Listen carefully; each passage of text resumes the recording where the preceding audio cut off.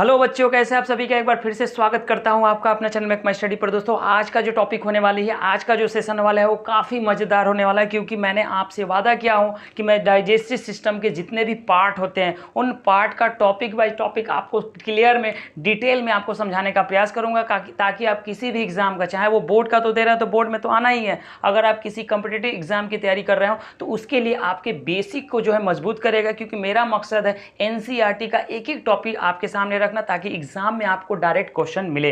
तो बिना देर किए हुए आज का जो टॉपिक है पैंक्रियाज, जिसको हिंदी में अग्नाशय कहते हैं। अग्नाशय हमारे शरीर के जितने भी फंक्शन होते हैं उन सभी फंक्शनों में भाग लेता है। तो उन सभी फंक्शन को बिना देर किए हुए एक एक करके जानेंगे, और अच्छा लगेगा तो शेयर और सब्सक्राइब कीजिएगा, क्योंकि जब तक आप शेयर और सब्सक्राइब नहीं कीजिएगा तो उसका नोटिफिकेशन आपको नहीं मिलेगा, और आपका एक सब्सक्राइबर हमें ज़्यादा मोटिवेट करता है अच्छे से अच्छे वीडियो लाने के लिए। तो इस छोटे से परिवार को बड़ा करने में आपका सबसे ज़्यादा सपोर्ट चाहिए। अगर अच्छा लगेगा तभी सब्सक्राइब कीजिएगा, ताकि मेरा मेहनत अगर आपको दिख रहा होगा, अगर मेरा मेहनत अच्छे से दिख रहा होगा, लगन के साथ दिख रहा होगा, तो आप मुझे सपोर्ट कीजिए। और जितने भी भाई और बहन मेरे वीडियो को देख रहे हो ज़्यादा से ज़्यादा शेयर कीजिए। तो आइए, सबसे पहले अग्नाशय होता क्या है। देखिए, अग्नाशय, इससे पहले वाले वीडियो में मैंने आपको जो है यकृत के लीवर के बारे में बताया था, उसका लिंक भी दे दिया हूँ, उसको टॉपिक को भी आप क्लियर कीजिए। देखिए, लीवर क्या था। लीवर मैंने बताया था कि वो शरीर का सबसे बड़ा ग्रंथि होता है, सबसे बड़ा ग्लैंड होता है। दूसरा ग्लैंड जो सबसे बड़ी होती है वो अग्नाशय है, जो इस वीडियो में मैं आपको उसके सारे फंक्शन को डिटेल में बताने वाला हूं बिना देर किए हुए। तो देखिए, हमारा जो अग्नाशय है वो ठीक जो हमारा अमाशय है, अमाशय के ठीक नीचे पाया जाता है। क्लियर है। अमाशय के ठीक नीचे हमारा क्या होता है, अग्नाशय होता है। अग्नाशय के कुछ इंपॉर्टेंट पॉइंट है जो आपको बताना चाहता हूं, वो एग्जाम में डायरेक्ट मिलते हैं। तो सबसे पहले आप देख रहे हैं कि अग्नाशय का जो रंग होता है वो पीले रंग का होता है। कैसा होता है, अग्नाशय का रंग जो होता है पीले रंग का होता है। और अग्नाशय का अगर आपसे वजन पूछेगा, वेट पूछेगा, तो उसका वजन जो होता है 60 से 90 ग्राम का होता है। क्लियर है। मैंने बताया था अमाशय के ठीक नीचे अग्नाशय होता है, उसका वजन जो होता है 60 से 90 ग्राम, और उसका कलर अगर आपसे एग्जाम में पूछेगा तो ये पीले रंग का होता है। क्लियर है। मैंने बताया था कि यह शरीर की दूसरी सबसे बड़ी ग्रंथि है। तो पहली सबसे बड़ी ग्रंथि हमारा लीवर है। शरीर का सबसे बड़ा ग्रंथि हमारा क्या है, लीवर है, जिसको हिंदी में हम लोग यकृत के नाम से जानते हैं। किसको जानते हैं, यकृत के नाम से जानते हैं। ये शरीर की सबसे बड़ी ग्रंथि है। दूसरी सबसे बड़ी ग्रंथि हमारा अग्नाशय है। इस पॉइंट को याद रखिएगा। अब अग्नाशय जो है दो पार्ट में बटा हुआ है बच्चों। कितने पार्ट में बचा, दो पार्ट में बचा हुआ है। तो जैसे अग्नाशय को मैंने क्या किया था कि इसको दो पार्ट में बांट दिया था, और अग्नाशय का सबसे इंपॉर्टेंट पॉइंट जो है, यह हमारे शरीर का एक ऐसा ग्लैंड है जो मिश्रित है। मिश्रित का मतलब कि एक एंडोक्राइन ग्लैंड होता है और एक होता है एक्सोक्राइन ग्लैंड। हिंदी में कहें तो एंडोक्राइन ग्लैंड को हम लोग बोलते हैं अंतःस्रावी ग्रंथि, और एक्सोक्राइन ग्लैंड को हम लोग बोलते हैं बहिस्रावी ग्रंथि। तो अग्नाशय जो है दोनों तरह के ग्रंथि का गुण रखता है। वो अंतःस्रावी ग्रंथि का भी काम करता है और बहिस्रावी ग्रंथि का काम करता है। इसीलिए हमारे शरीर में अग्नाशय एक ऐसा ग्लैंड है जो मिक्स होता है। मिक्स का मतलब होता है अंतःस्रावी ग्रंथि भी और बहिस्रावी ग्रंथि। तो ये इंपॉर्टेंट है। अगर आपसे क्वेश्चन पूछेगा कि हमारे शरीर में कौन सा ग्रंथि जो है वो मिश्रित है, यानी अंतःस्रावी ग्रंथि भी है और बहिस्रावी ग्रंथि है, तो सिंपल सा आपको आंसर देना है हमारा अग्नाशय। अग्नाशय दूसरी सबसे बड़ी ग्रंथि है यकृत के बाद। अब आइए, जैसे अग्नाशय को दो पार्ट में बांट दिया, एक एंडोक्राइन ग्लैंड जिसको हम लोग बोलेंगे अंतःस्रावी ग्रंथि। क्या बोलते हैं, अंतःस्रावी ग्रंथि। कई बार क्वेश्चन जो है ये पूछा गया है कि हमारे शरीर में दोनों ग्रंथि यानी अंतःस्रावी का और बहिस्रावी ग्रंथि का कार्य कौन करता है, तो अग्नाशय करता है। दूसरा देख रहे हैं एक्सोक्राइन ग्लैंड, जिसको हम लोग बोलते हैं बहिस्रावी ग्रंथि। बहुत इंपॉर्टेंट जो टॉपिक मैं आपके सामने लाया हूं वो काफी इंपॉर्टेंट है, कई बार एग्जाम में पूछे जाते हैं। तो जैसे कि आपने देखा कि इंडोक्राइन पार्ट है और दूसरा हमारा एक्सोक्राइन पार्ट है, यानी अंतःस्रावी। अब अंतःस्रावी ग्रंथि में एक कोशिकाएं होती हैं जिनका नाम है, देखिए, लैंगरहैंस की दीपिका। ये लैंगरहैंस दीपिकाएं अपने से जो है 3 प्रकार के सेल का निर्माण करती हैं। आपसे यहाँ क्वेश्चन पूछा जाता है कि लैंगरहैंस की दीपिकाएं पाई जाती हैं किस ग्रंथि में, तो याद रखिएगा कि वह अग्नाशय ग्रंथि में पाई जाती है। अग्नाशय ग्रंथि में किस ग्रंथि का भाग है, तो याद रखिएगा कि अंतःस्रावी ग्रंथि का पार्ट है। कौन सा, लैंगरहैंस दीपिका। लैंगरहैंस दीपिका 3 प्रकार की कोशिका को निकालता है। बहुत डिटेल में जाऊंगा, कोई भी क्वेश्चन नहीं छोड़ूंगा, कोई भी टॉपिक नहीं छोड़ूंगा,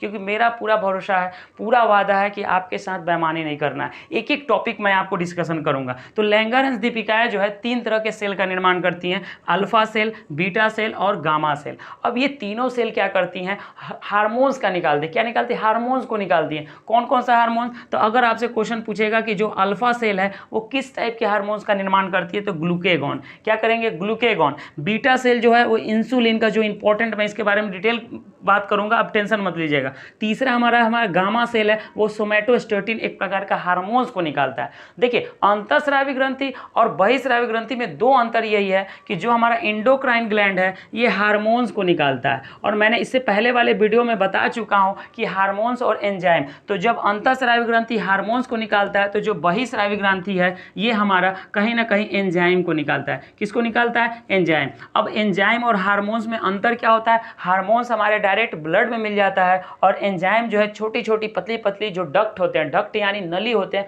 उसके माध्यम से निकलते हैं। जैसे हमारा लार निकलता है, तो लार अगर जाके ब्लड में निकलता है तो लार हमारे मुंह से जब निकलता है तो ब्लड खूने ना आएगा, ऐसा तो है नहीं ना। देखिए कभी कभी देखेंगे आंख में से आंसू आता है, तो वो क्या है, एक प्रकार का एंजाइम है। तो जो एंजाइम होगा वो पतली पतली नली के माध्यम से हमारे शरीर से क्या होता है, बाहर निकलता है, जैसे पसीना हो गया। लेकिन हार्मोन्स जो है, हार्मोन्स हमारे शरीर को कंट्रोल करता है, तो वो हार्मोन्स जो है डायरेक्ट हमारे ब्लड में मिल जाता है। तो एंजाइम और हार्मोन्स क्लियर हुआ। एंजाइम डायरेक्ट पतली पतली नली से बाहर निकलेगा शरीर, जैसे आंसू का निकलना, अगर आपको समझ में आ गया। हार्मोन्स क्या होगा, हार्मोन्स हमें डायरेक्ट ब्लड में मिल जाएगा, और एंजाइम जो है हमारे नली के माध्यम से शरीर से बाहर आता है। तो मैंने बताया था कि अंतःस्रावी जो पार्ट होता है वो उसमें कोशिकाएं होती है जिसका नाम है लैंगरहंस दीपिका, और लैंगरहंस दीपिकाएं 3 प्रकार का सेल का निर्माण करती हैं, एक अल्फा सेल, बीटा सेल और गामा सेल। ये तीनों सेल जो है हार्मोन्स का निकालते हैं। अल्फा सेल ग्लूकेगॉन को, बीटा सेल इंसुलिन को निकालेगा, और गामा सेल सोमैटोस्टेटिन हार्मोन्स को निकालता है। बात समझिए। क्वेश्चन क्या पूछेगा कि अग्नाशय के किस पार्ट से जो है हार्मोन्स का निर्माण होता है, तो याद रखिएगा अंतःस्रावी पार्ट से।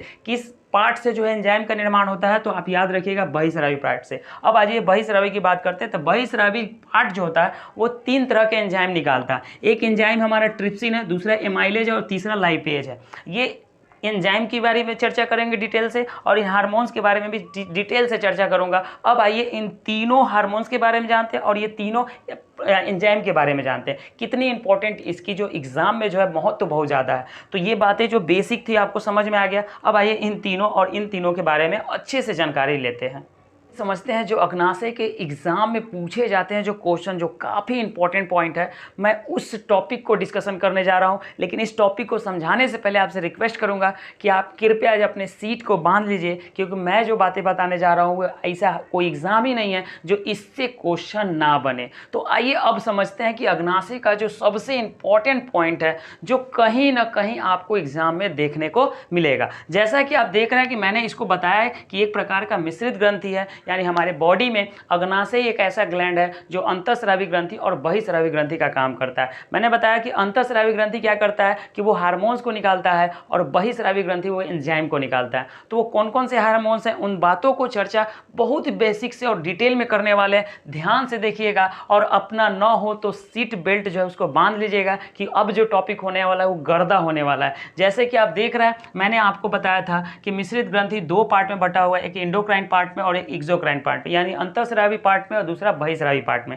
अंतःस्रावी मैंने बताया था कि किसको निकालता है, ये हार्मोन्स को निकालता है। किसको निकालता है, ये हार्मोन्स को निकालता है। और एक्सोक्राइन क्या करेगा, ये एंजाइम को निकालेगा। कई बार क्वेश्चन यहाँ से पूछता है, बिना कोई एग्जाम में ऐसा है ही नहीं कि ना पूछे। तो ध्यान से देखिए। अब ये इंडोक्राइन पार्ट जो है 3 कोशिकाओं का निर्माण करता है, 3 सेल का निर्माण करता है, जैसे कि मैंने पहले बताया, अल्फा सेल, बीटा सेल और गामा सेल। ये तीनों सेल एक एक हार्मोन्स का निर्माण करते हैं। अब वो कौन कौन से हार्मोन्स हैं जो कि काफ़ी एग्जाम में पूछे गए हैं कि ग्लूकेगॉन हार्मोन्स अंतःस्रावी ग्रंथि के किस कोशिका से निकलता है। तो याद रखिएगा कि अल्फा सेल जो है वो ग्लूकेगॉन हार्मोन्स को निकालेगा, बीटा सेल जो है सबसे इंपॉर्टेंट इंसुलिन को निकालता है, और गामा सेल जो है वो किस हार्मोन्स को निकालता है, तो सोमैटोस्टेटिन हार्मोन्स को निकालता है। अब आइए समझते हैं, ये जो हार्मोन्स है कभी शरीर में भोजन की मात्रा कम हो जाती है तो ब्लड में ग्लूकोज का जो लेवल है वो घट जाता है। तो फिर क्या किया जाए, तो हमारे शरीर में ऐसे बहुत सारे फंक्शन हैं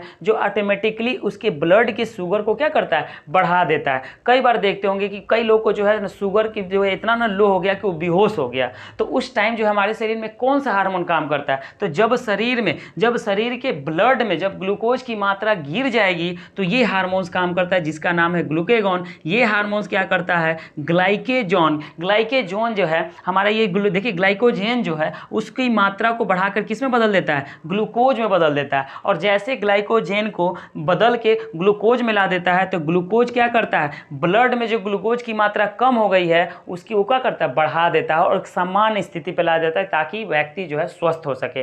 तो जब हमारे शरीर में ब्लड में ग्लूकोज की मात्रा गिरेगी तो वहाँ पर अल्फा सेल काम करेगा और अल्फा सेल से जो हार्मोन्स निकलता है ग्लूकेगॉन, ये हार्मोन्स क्या करेगा? ग्लाइकोजेन को किस में परिवर्तित कर देगा? ग्लूकोज में, जिससे ब्लड में शुगर का लेवल क्या हो जाएगा? सामान्य हो जाएगा, जिससे व्यक्ति जो है स्वस्थ होता है। तो ये जो पूरी प्रक्रिया होती है इसको हम लोग बोलते हैं ग्लाइकोजेनोलाइसिस। क्या कहते हैं? क्या कहते हैं? ग्लाइकोजेनोलाइसिस। याद रखिएगा कि जब शरीर में ब्लड में जब ग्लूकोज की मात्रा घट जाती है तो उस प्रक्रिया को यानी उस ग्लूकोज की मात्रा को बढ़ाने में जो क्रिया होती है उस पूरे प्रक्रिया को क्या कहते हैं? तो याद रखिएगा ग्लाइकोजेनोलाइसिस होता है। ठीक है, तो ये तो जब हमारे शरीर में कम होगी, ग्लूकोज का लेवल कम होगा तब ये हार्मोन्स काम करता है। लेकिन जब हम भोजन करते हैं तो उस टाइम हमारे शरीर में जो ब्लड में ग्लूकोज की मात्रा जो है आवश्यकता से अधिक हो जाती है, तो फिर वहां पर भी तो कोई काम करेगा। क्योंकि ऐसा तो नहीं है कि हमारे देश में यानी पूरे विश्व में जब लोग पैदा होंगे अगर इस तरह के हार्मोन्स नहीं होते तो सब व्यक्ति जो है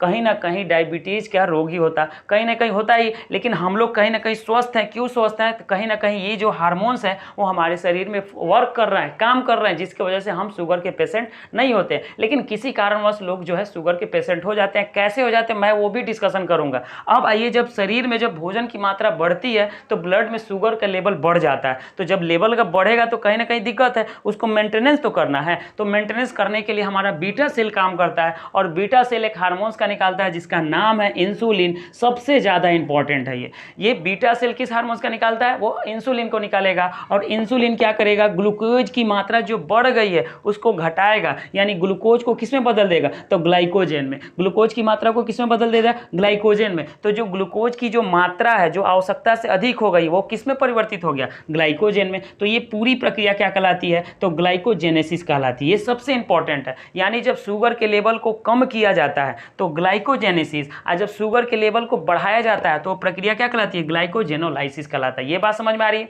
स्वस्थ मनुष्य में जो ग्लूकोज का लेवल होता है वो 80 से 120 मिलीग्राम होता है। याद रखिएगा, कई बार क्वेश्चन पूछा गया कि स्वस्थ मनुष्य में जो शुगर का लेवल होता है वो कितना होता है? 80 से 120 ग्राम होता है। इसी तरह बीपी का पूछता है तो बीपी का भी क्या होगा? इसी का उल्टा कर दीजिए, 120/80 होता है। इसको याद रखिएगा। बीपी हमारे स्वस्थ मनुष्य में कितना होता है? 120/80 के बीच में होता है, यानी ऊपर वाला 120 और नीचे वाला 180। कई बार एग्जाम में पूछा गया। लेकिन जब शुगर का लेवल पूछेगा तो बता दीजिएगा कि 80 से 120 मिलीग्राम होता है। इतना बात समझ में आ गया?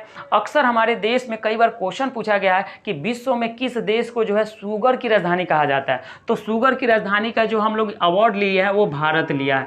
भारत लिया है क्यों? क्योंकि भारत में जो है शुगर के पेशेंट सबसे ज्यादा है। शुगर के पेशेंटों की संख्या सबसे ज्यादा है, इसलिए पूरे विश्व में भारत को जो है डायबिटीज का राजधानी कहा जाता है। तो जब किसी व्यक्ति के ब्लड में ग्लूकोज की मात्रा जब बढ़ जाती है, आवश्यकता से जब बढ़ जाती है, तो उसके शरीर में एक रोग हो जाता है जिसका नाम मधुमेह रोग है। किसका नाम है? मधुमेह रोग। इसी को हम लोग इंग्लिश में डायबिटीज कहते हैं। क्या कहते हैं? डायबिटीज कहते हैं। कई बार क्वेश्चन ये पूछा गया है कि जब आवश्यकता से अधिक हमारे ब्लड में ग्लूकोज की मात्रा बढ़ जाती है तो उससे होने वाले रोग का क्या नाम है? तो ये हमको क्या बोलते हैं? डायबिटीज बोलते हैं। ये बात समझ में आ गई? ये दोनों हार्मोन्स क्लियर हुआ कि नहीं? उम्मीद करूंगा कि आपको बेहतर तरीके से समझ में आ रहा होगा। अब तीसरा जो हमारा जो जिसको बोलते हैं हम लोग गामा सेल, ये गामा सेल एक हार्मोन्स को निकालता है जिसका नाम है सोमैटोस्टेटिन। ये सोमैटोस्टेटिन क्या करता है? इन दोनों हार्मोन्स का बाप है। क्या है? इन दोनों हार्मोन्स का बाप है, क्योंकि ये जो है इन दोनों हार्मोन्स को कंट्रोल करने का काम करता है। क्या करता है? कंट्रोल करने का काम करता है। तो अगर आपसे क्वेश्चन पूछेगा कि अंतःस्रावी ग्रंथि में वो कौन सा सेल है जो इंसुलिन और ग्लूकेगॉन को क्या करता है? कंट्रोल करता है, नियंत्रित करता है, तो याद रखिएगा कि सोमैटोस्टेटिन एक ऐसा हार्मोन है जो ग्लूकेगॉन और इंसुलिन को क्या करता है? कंट्रोल करने का काम करता है। तो ये अंतःस्रावी पार्ट आपको क्लियर हुआ। अब बिना देर के हुए आइए चलते हैं बहिःस्रावी पार्ट में जो काफी इंपॉर्टेंट है। तो मैंने आपको बताया था कि जो बहिःस्रावी ग्रंथि होती है वो क्या करती है? वो एंजाइम को निकालती है। और एंजाइम कितने हैं बहिःस्रावी में? 3 टाइप के होते हैं। पहला हमारा है ट्रिप्सिन, दूसरा हमारा एमाइलेज और तीसरा हमारा लाइपेज है। अब ये ट्रिप्सिन हार्मोन्स क्या करता है कि जब अग्नाशय में जो प्रोटीन होता है उस प्रोटीन को पेप्टोन में या पॉलीपेप्टाइड में बदल देता है। याद रखिएगा कि अग्नाशय में वो कौन सा एंजाइम है जो प्रोटीन को पेप्टोन या पॉलीपेप्टाइड में बदल देता है, तो याद रखिएगा कि वो ट्रिप्सिन है। यहाँ कई बार क्वेश्चन पूछा जाए कि हमारे शरीर में ट्रिप्सिन पाया जाता है, ट्रिप्सिन एंजाइम कहाँ पाया जाता है, तो याद रखिएगा ट्रिप्सिन जो हमारा कहीं ना कहीं वो अग्नाशय में पाया जाएगा। इस पॉइंट को याद रखिएगा, कई बार पूछा है बच्चों, कई बार पूछा है। इस पॉइंट को याद रखिएगा कि हमारे शरीर में ट्रिप्सिन या एमाइलेज या लाइपेज कहाँ पाया जाता है, तो वो अग्नाशय में पाया जाता है। ट्रिप्सिन हार्मोन क्या कर रहा है, शरीर में जो अग्नाशय में जो प्रोटीन है उस प्रोटीन को किसमें बदल दे रहा है, पेप्टोन में या पॉलीपेप्टाइड में। ये बात समझ में आई। अब दूसरा समझते हैं कि एमाइलेज क्या होता है। एमाइलेज जो है हमारे शरीर में जो स्टार्च होता है, जो मंड होता है जिसको हिंदी में कहते हैं, उस स्टार्च को तोड़कर मल्टोज में बदल देता है। ये सारी प्रक्रिया पाचन के लिए हो रही है दोस्तों, ये सारी प्रक्रिया किसके हो रही है,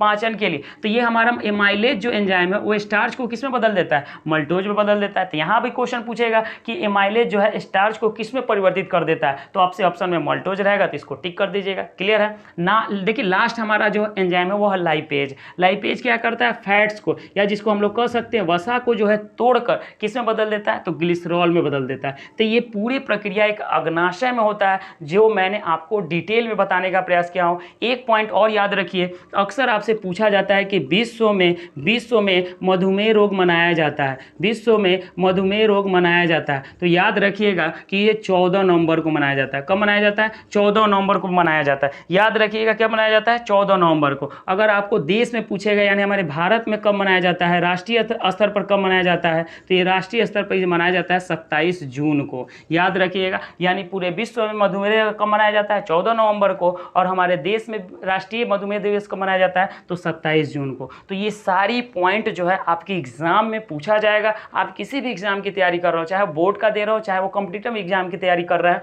हर एग्जाम में जो है इससे क्वेश्चन आना ही आना है। अगर उम्मीद करता हूं कि मेरा मेहनत आपके लिए कारगर होगा तो सब्सक्राइब कीजिएगा और शेयर कीजिएगा ताकि आपके भाई को जो है ज़्यादा से ज़्यादा मोटिवेट मिले, और मोटिवेशन जो है ऐसे ही छोटे छोटे टॉपिक आसान भाषा में आपको समझाने का प्रयास करता रहूं ताकि आपका कॉन्सेप्ट क्लियर हो। तो अब हमें इजाज़त दीजिए, फिर हम मिलते हैं डाइजेस्टिव सिस्टम के जो अगला पार्ट है हमारा छोटी आंत और बड़ी आंत, उसको डिटेल में बताऊंगा। मिलते हैं नेक्स्ट वीडियो में।